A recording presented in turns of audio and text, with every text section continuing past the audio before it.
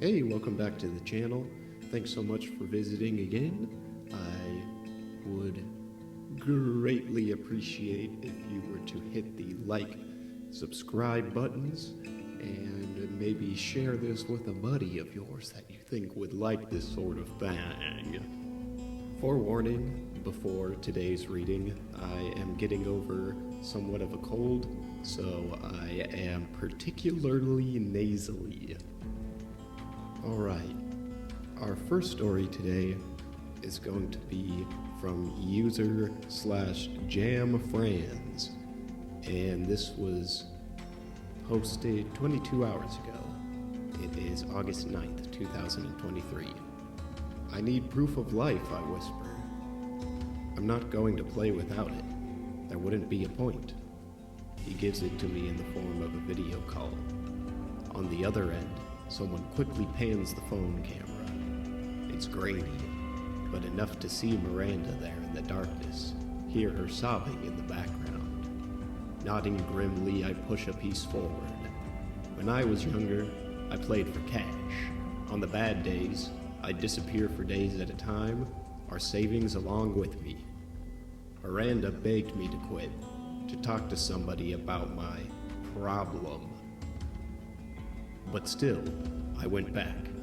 Spent my nights in dim, smoky rooms. The good days, when they came, nearly made up for the bad. Until the winnings were no longer enough. Eventually, I met the kind of people that do not play for intangibles such as money, the sort of games that are not found in a casino. I told her I'd quit. When I'd returned home bloodied, broken, well, accidents and late nights aren't that uncommon in my line of work. The bank account was untouched. I hadn't driven out to Reno in months. I was happier than I'd been in ages. Why wouldn't she have believed me? It still wasn't enough. Miranda didn't come home from work tonight. I got the phone call an hour ago, the invitation to play, the man at my door. Our house feels empty without her here, the silence.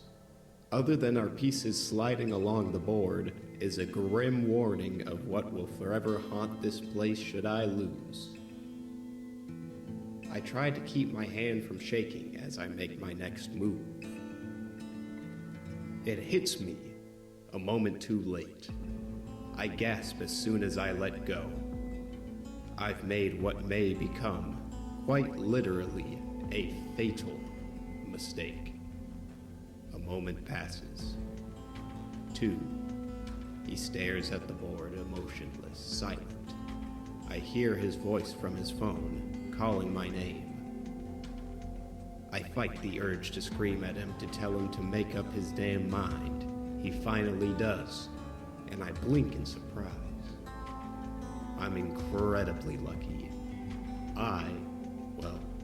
We still have a shot after all. I slowly let out a breath. My heart is pounding out of my chest. I move again, recover my advantage. Miranda was right. I do have a problem.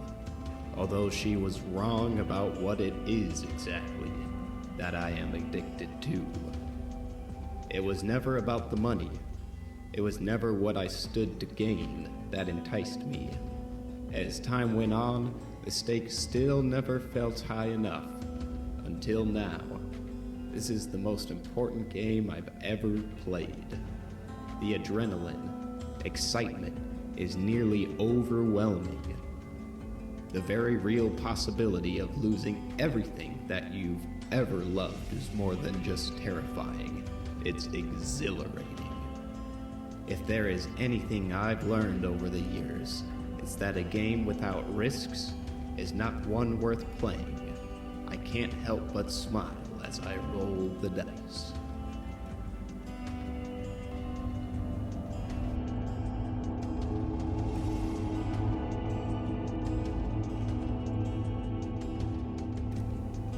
Gristle by user/Scarabeum in r/shortscarystories.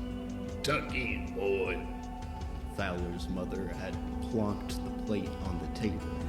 The rancid food, greasy and dull, made his stomach churn, taken from the fat, gristle, and waste of unknown sources.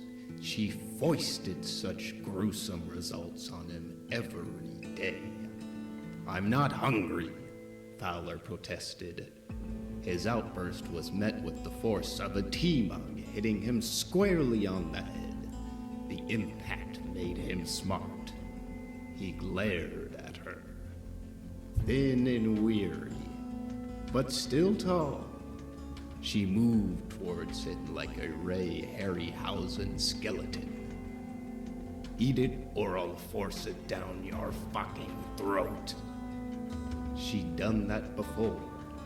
Rammed a dirty metal funnel down his throat and poured in the blended, disgusting, and inedible concoction which he squirmed and gagged. He understood why she was doing it, but still hated her with every part of his body. If you didn't eat enough daily calories, you shrunk, and there was no limit to how small you could become. A Chinese experiment involving reducing mass for long-distance space journeys had corrupted something fundamental in the space-time continuum. It had only affected humans, though. Nothing else shrunk apart from giraffes. Russian scientists discovered that eating 6,000 calories a day stabilized the effect. This caused an inevitable shortage in the global food market. Genocides took place, as did voluntary executions. People resorted to eating anything. Cannibalism created business opportunities, and the McMahon Skinny Burger became McDonald's swan song product. His dad refused to eat after a while and swiftly plummeted to 10 inches. Their cat, Dr. Shipman, got him. Fowler's mum laughed as the muggy toyed with her husband, eventually eating all but her spouse's feet. Cruelly, she put those in a jar and gifted them to her son as a memento. Then she cooked Dr. Shipman for dinner. After breakfast, Fowler went out scavenging. It was his turn today, and as he walked along the barren streets, he saw a gang of stompers sniffing around. Anyone they found small enough, they would stomp on. Fowler had often seen their crushed victims, flattened and mangled. Sometimes they were still alive.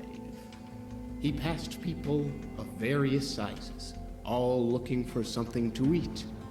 One was amusingly dressed as an Oompa Loompa. As he turned a corner into an alleyway, he saw several herring gulls fighting. Fowler ran towards the flock, and they flew away. It was a dead baby fox. He picked up the carcass, put it in his bag, and ran home.